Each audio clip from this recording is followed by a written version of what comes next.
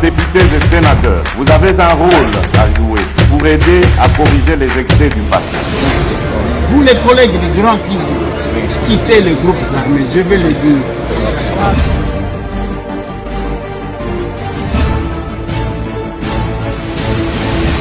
Allez, bienvenue mesdames et messieurs, bonjour, bonsoir, ça dépend s'il est quelle heure chez vous. Hein.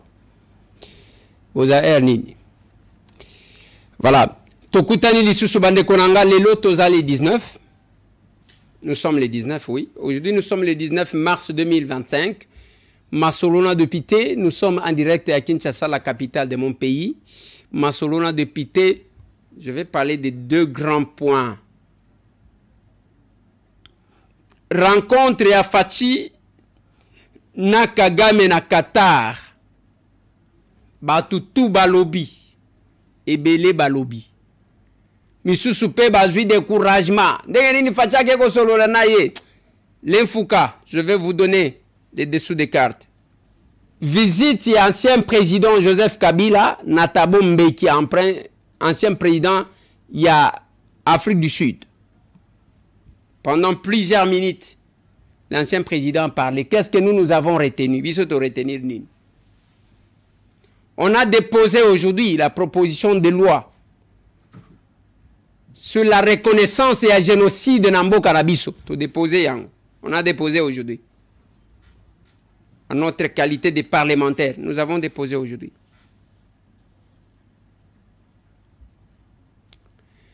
Nako kebisa nako tira attention à Batou pour un match Oya le 21, le lendemain. Il y a quelque chose qu'on est en train de préparer. Mais c'est un Boyoki. Et je vais vous avertir, comme je le fais toujours. Oh, tant Boyoki la kangate, Bopé sa kangaka a raison.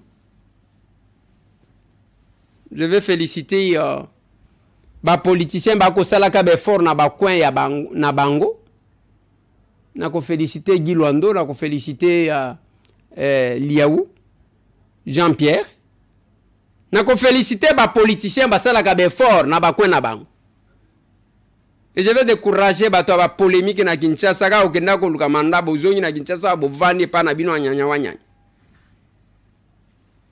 le Sénat, il y a État ouest et à Virginie, aux États-Unis, basé résolution pour condamner Rwanda ko senga ba retirer Batuna Bango en soutien de la République démocratique du Congo et son président. Botika la distraction est talibino. Dès que na sisi wana na longwe ya. Allez, bande konanga eza awa ba congolais bakutanaka.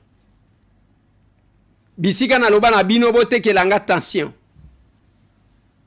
Bien que tension en autant bozo te kelanga la bozo pe sangate nazo sombaga. Tension ya ofele, insomnie ya ofele. Aïe aïe aïe. Bande konanga tolamuki awa na Kinshasa, la capitale de mon pays. Tozana biso bien. Makambu bakolobaka que étudiant babimisi même mutumoko baboma wana ke étudiant ya tuna ki Jean-Pierre Bemba mutuna babomi ezalo kuta bongo mutupu. La manipulation rwandaise, ils ont échoué bakomi kokotela na minoko de quelques Congolais pour les ressusciter. Bazo kotela bango pona ko sekwisa bango. Biso dotika la kaboui. Parce que politique est toujours ça là. Biso tozo ça la politique ya loko sauté politique ya mutoazo lukaso ki nini. Moi je ne suis pas coopérant politique, c'est ça. Et j'ai dit na ba capable. Bazo tshela kabino nenye ba makambo zo salema. Na lobaka na ba capable, c'est nous qui faisons la bonne politique et la vraie. Tangu makambo bitumba ebimia ba tobeli ba sepeli ba mécontent ba lobial. Allez, ebe banango ka kebe banango. Nous avons pris les devants pour défendre. On a pris les devants totali mutute. Muto azali ko pesa pe bizombongo azate. Tozo bunda na chaîne oyo nazo lekisa kabiloko lelo nazo lekisa marché yakuna na lekisi abo na boy. Nazana ba travailleurs, mes collaborateurs. Oyo sengeli ba futa bango. place tozali to foute la kandaku, groupe électrogène, soit du courant, qu'il faut carburant, ainsi de suite. Nous avons un poids, ba caméra, et d'ailleurs, n'est tozolo bao. Toza même un déficit, il y a ba caméra, il y a reportage. Toza un déficit, on n'a plus de caméras presque. Mais nous sommes là, nous sommes tozo sala. Toza chaîne oyo, toza kanaba sponsor te. Ceux qui ne dégomo kwa yoki mutema malamu asungi, bisonde wana tozuli sungi.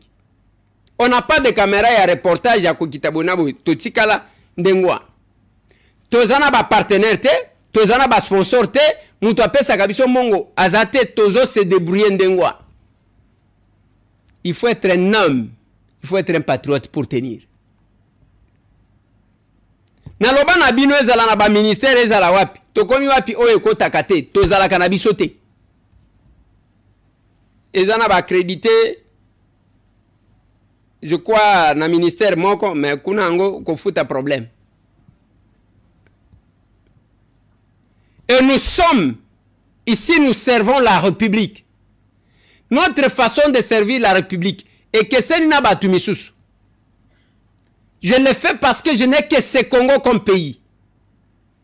Ce qui est zikinga na kokende wapi. Voilà pourquoi je me bats bec et ongle. Nalobi na bino que je tiens à féliciter Jean-Pierre Liaou, je tiens à féliciter Guy Luando. Ndenge na félicita Matata Ponyo Mapon.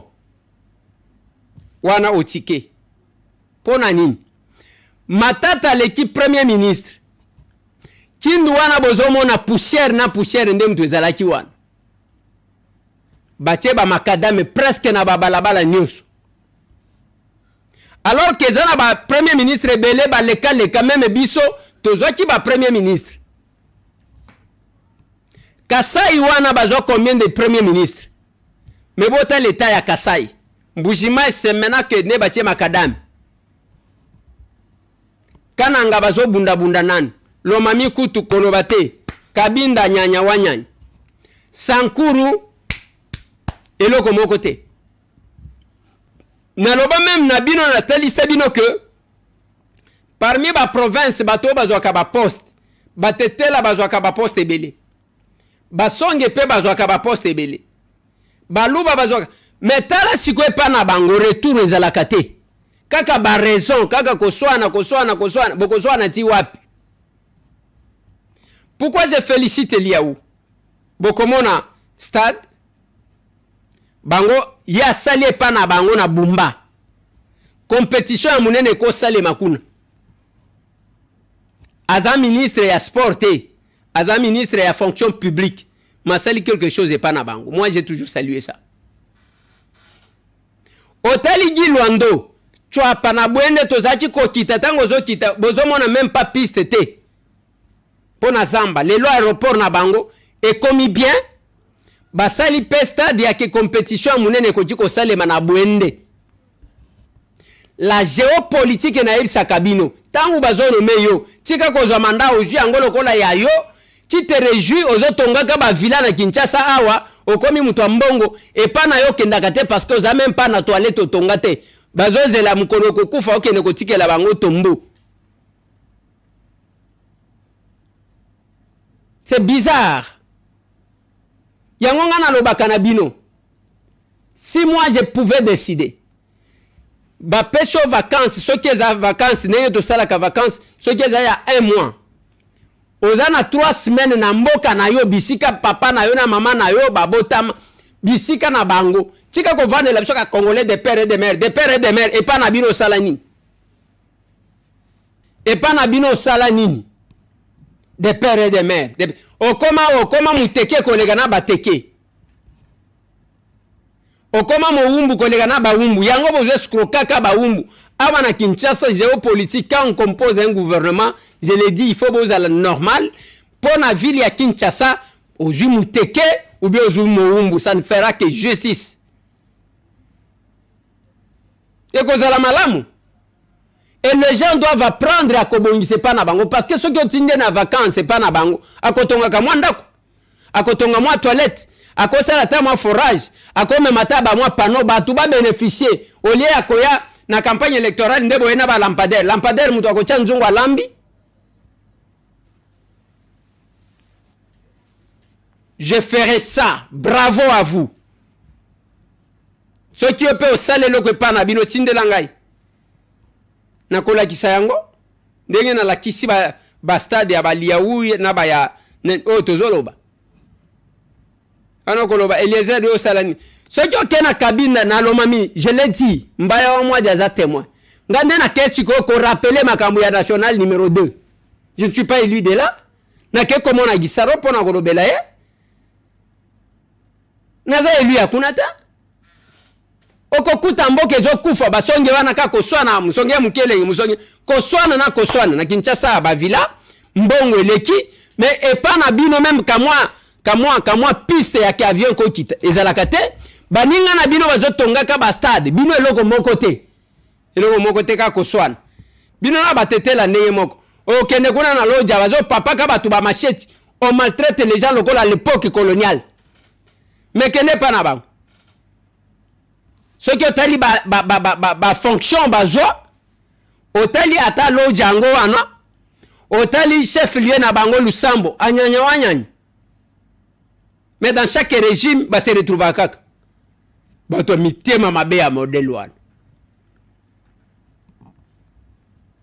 Biso to sala ka politique à modèle wana ta. Nous faisons la politique autrement. Ceux qui ont l'ignore bananga de père et de mère, to kende na mboka na bino la kisanga mboka na yo, otali sanga nini osala na mboka na yo pour kenandim.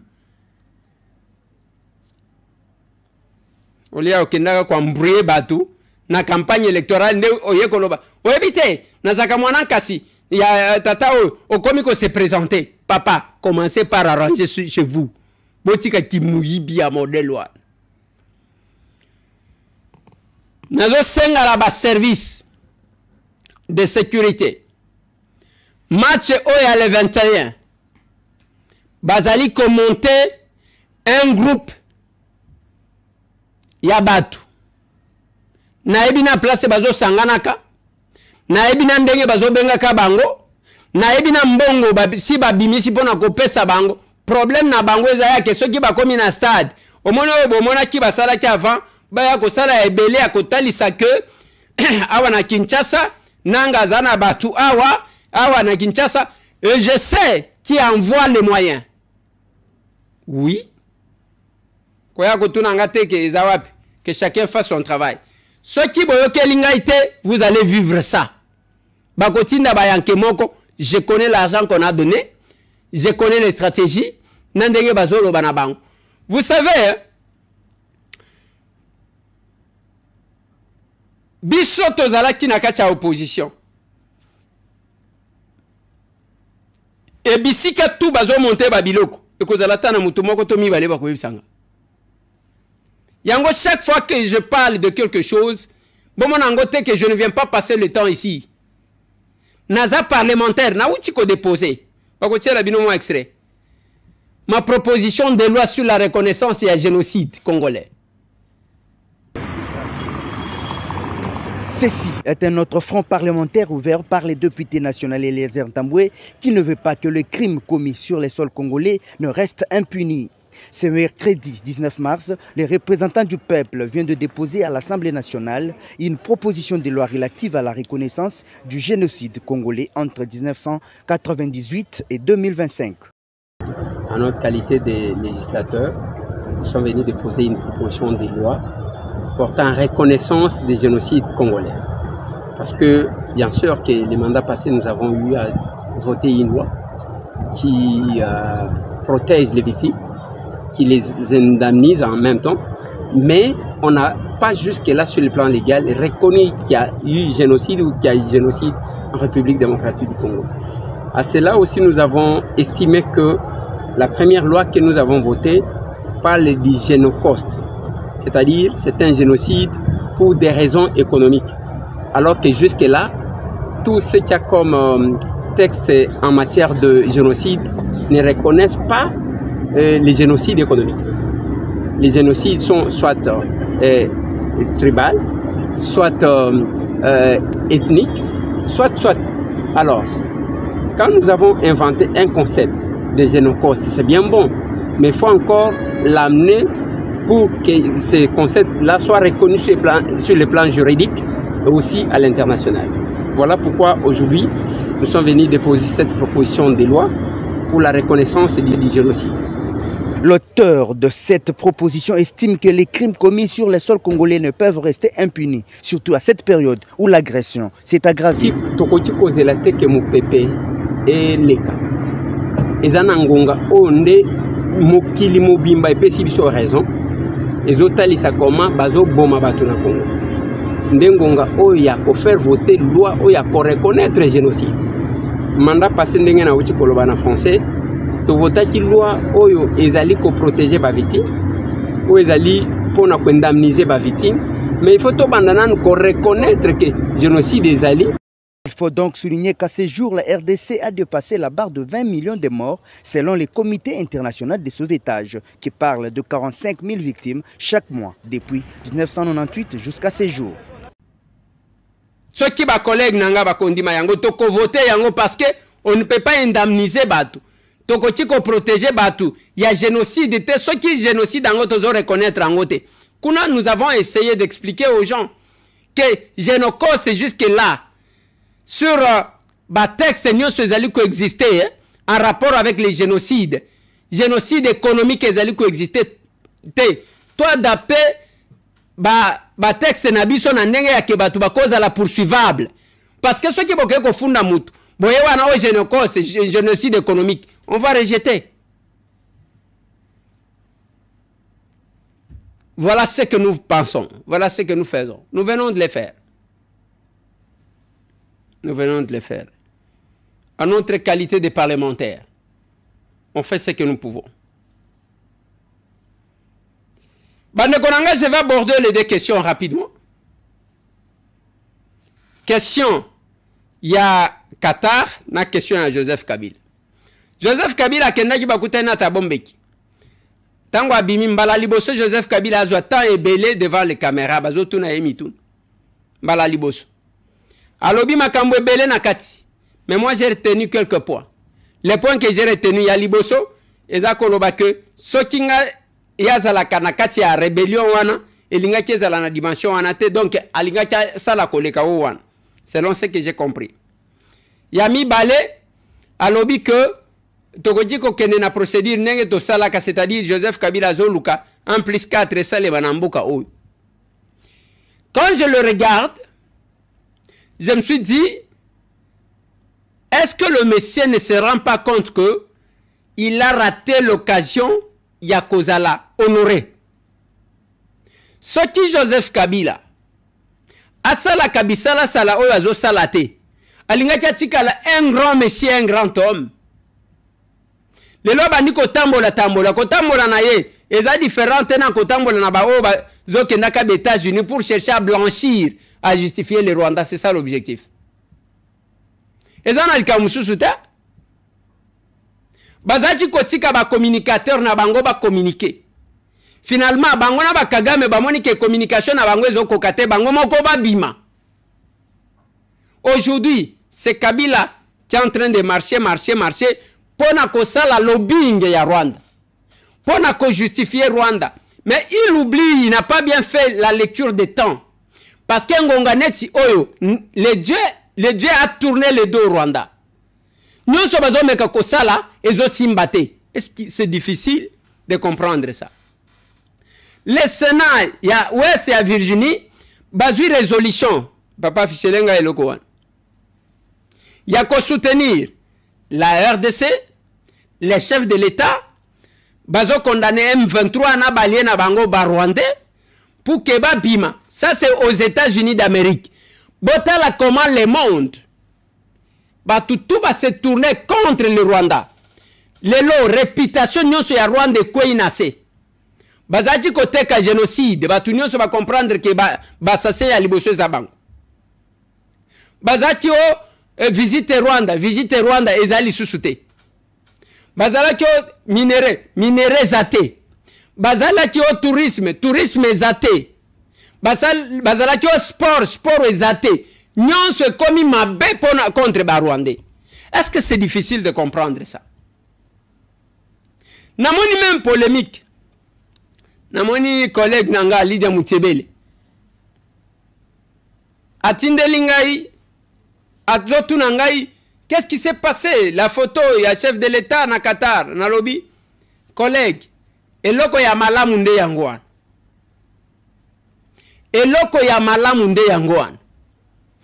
Plus d'une fois je vais demander 2 vidéos pour que to commenter na bino to comprendre na bino apprendre to kozonga.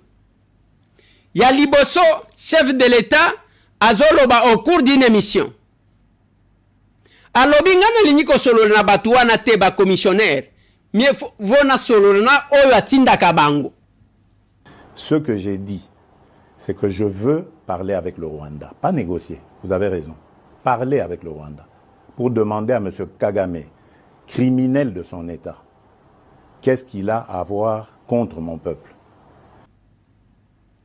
Yami Bale, tozaki na rencontre ya Union Sacrée. Na kati ya rencontre ya Union Sacrée, alobi oliena solo na ba commissionnaire ba pantin. Mie vona solo na oyo atinda kabango na tuna ye en face. Papa, okotielanga vidéo wana. Pantin, quand ils sont en face de vous, ils vont répéter le message de leur maître. Alors tant qu'à faire, je préfère parler avec leur maître. Et quand vous avez vu, nous avons parlé avec leur maître. Nous sommes arrivés au 15 décembre. Qu'est-ce qui s'est passé? Il a fui. Dialogue, oui, je veux un dialogue, mais dialogue pour qu'on foute la paix définitivement à mon pays. Qu'on nous laisse évoluer tranquillement vers notre développement. Mais qu'est-ce qui vous étonne? Parce que Luanda, c'était que Pantin, Bakokaki Koya. Là où la diplomatie a joué, Babeti Bango, sanction, Bango, Baboyi, Koya, Bakokaki pe Koya, parce que le chef de l'État nous avait prévenu ça, que Bakoya na Bangote. Mbalama Kobomoni, patron na Bango ke Kovand. Jusqu'à aujourd'hui, Kagame n'a jamais reconnu que Assala Kabiso Bitumba. Et que les militaires n'aient sur le sol congolais. Mais tant que Azoke ne répond, ils ont parce que Tozana Kati n'a pas été. Ça c'est un. Deuxièmement, bota la photo, papa affiché la photo, wana zolo. Bota la photo, wana malam. Vous sentez que Kagame est en train de négocier une position de faiblesse. Il a été affaibli. Bota là les deux messieurs. Regardez Félix Antoine Tshisekedi Tshilombo. Regardez Kagame. Botali nani Amirango Oyazan face Nabango. Vous allez comprendre que le monsieur est en position de faiblesse. Pourquoi? Ba sanction yo bandi. Ba Katari o bozomona. Rwandair bazakanelo kote eza avion mingi mingi bango ba pesa kabango. Société oyo ya raffinerie. Ba Katari bazana ba parwan. Bazo sentir que makambo ezoya. Et kotango bakeko kutana, les Américains sont allés là-bas na baris pona solo la makambo ya Ukraine. Kaka na Qatar. C'est difficile de comprendre ça. Mais tango ozotala monde entier contre Kagame. Kagame akima Angola aboyi kokende. Na sima ya bango ko solola aboyi kokende pona ko signer akimi. Kuna répondre mbangu parce qu'il est en position de faiblesse. Tant bazolo bela cesser le fait. Pour balobi cesser le fait ezo déranger bino nani. Cesser le fait un avantage na biso. Parce que bango ne zaki ko s'agiter bazo kende. Mais botika bokomona makamunenge ko salem. Je vous ai dit bolinga te bitumba oyo bisonde balongi. Et cette rencontre ya Kagame qui a fui Luanda et puis balongoli yango na Luanda pourquoi? Okoya kokuta ke ba président africain ba ebele ba komaki kolia mbongo ya Kagame bazo banga ye. Na Union africaine je vous ai dit Kagame s'est tenu comme ça. Alors je peux cracher sur vous tous. Na ko finga bino nyonso.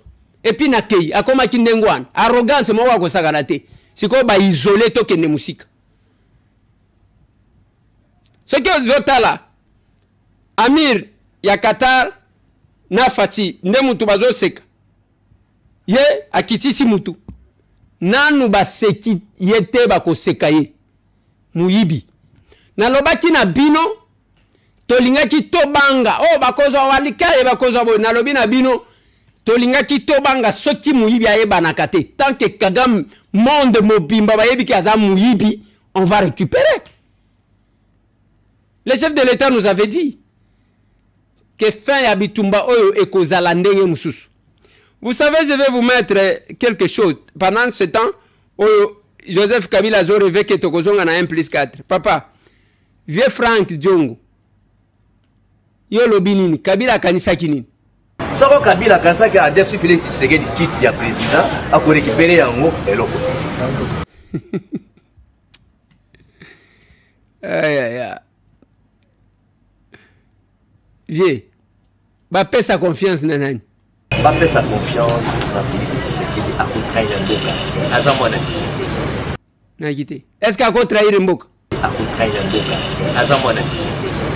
Félix ako trahir mboka te? Ngate mtu na solo. Frank Diongo shamba. Mtu solo.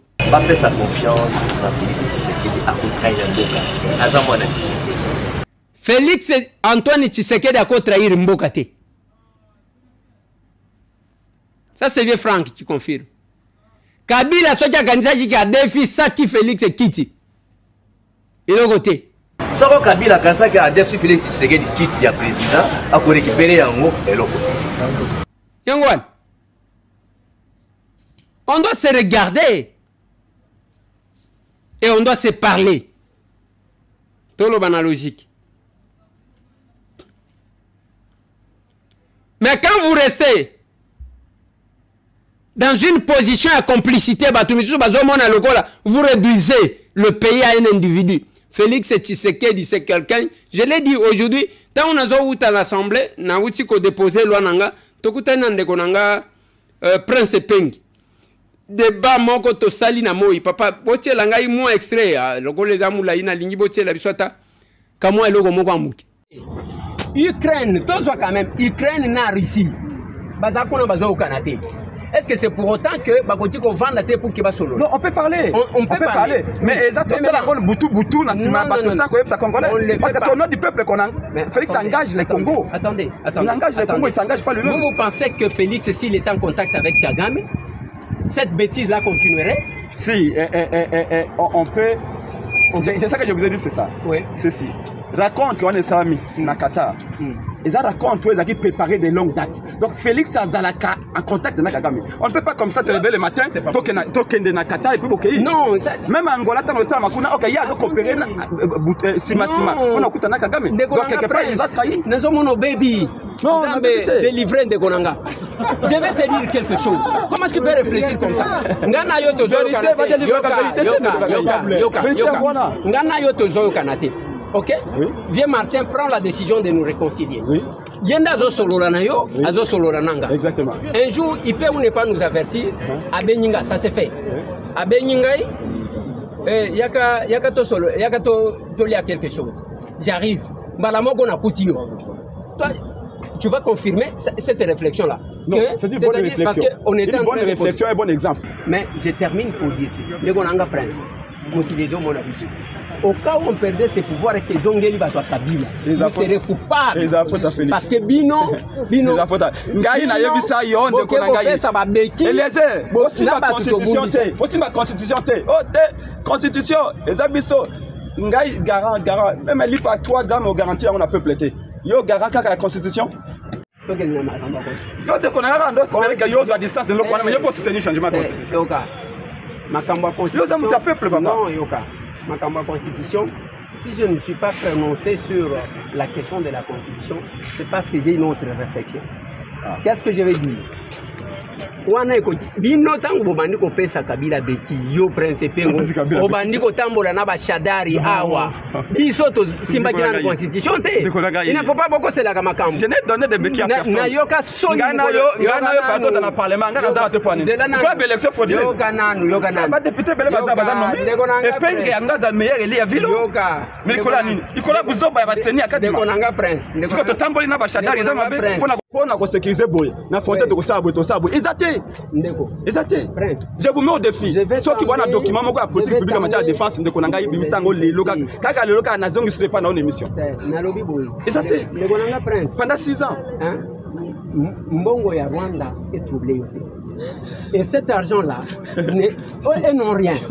Ce qui vous manque, et quelques personnes basées en armée, c'est le patriotisme. Non. Aimer d'abord son pays. Et les airs, est-ce que tu es patriote?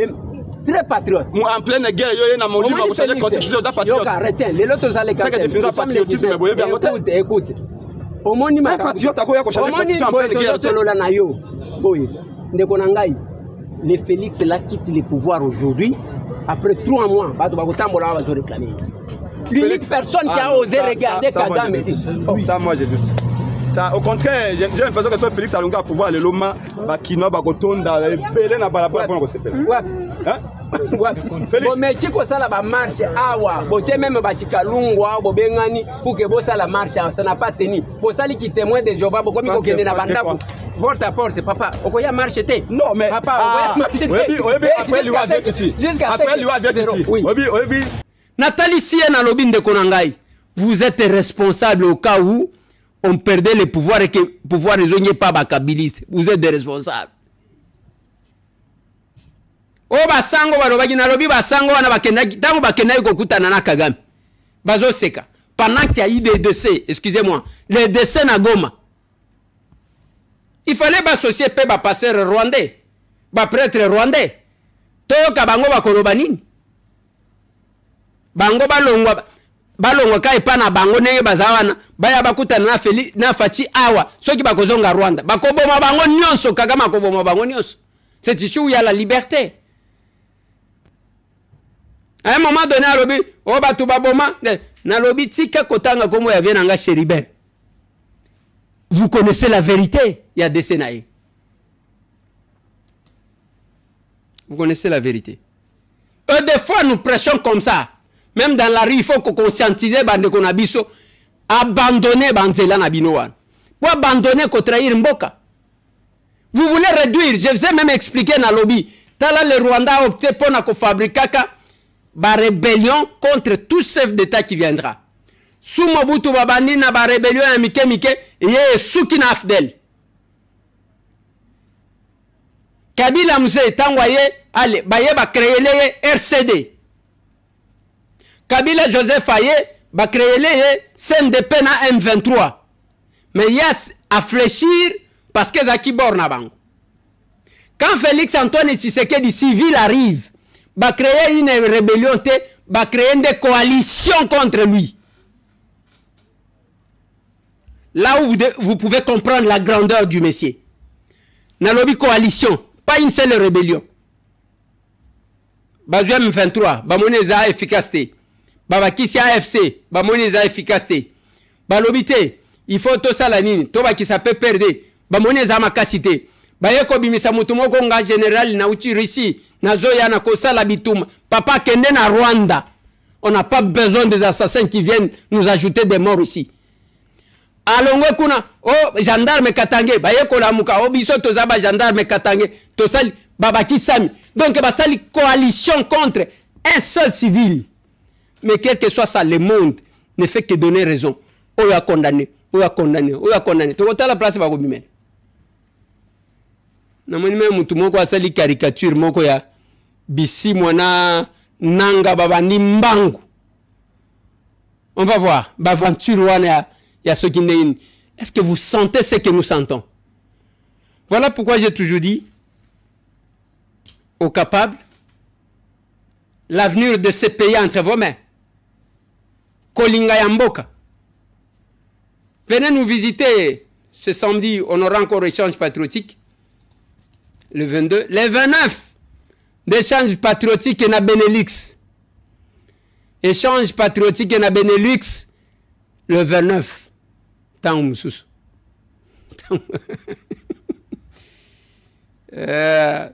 Oui, personne âgée à l'Obananga et l'Okomoko.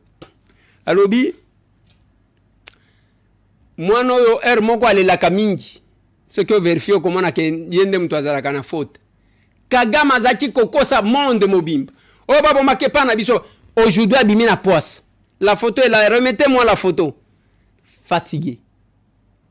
Amorti. Bravo à tous les Congolais partout. Bisika nyo sobozo sala, tant soit paix. Pour na ko faire condamner. Tokendaka na nini, papa, oko remettre nga quelques vidéos wana tokendaka na prof Mbata na Jean-Marie Lukulasi o ya kiao.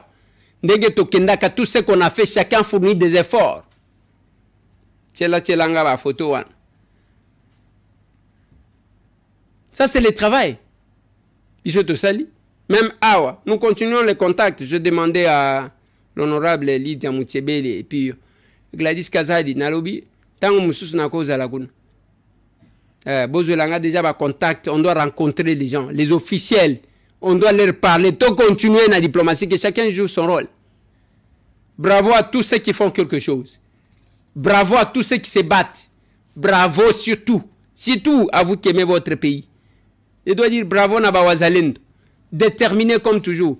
Bako benga bango ba indiscipliné, bako benga bango anande bande ko na biso. Mieux vaut avoir un indiscipliné qui aime son pays que d'avoir un traître qui veut tout avoir pour vendre son pays. Il en est fini. Tout le monde.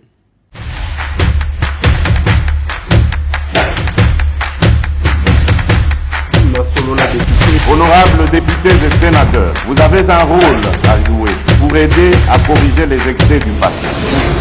Vous les collègues du Grand Kivu, quittez les groupes armés, je vais le dire.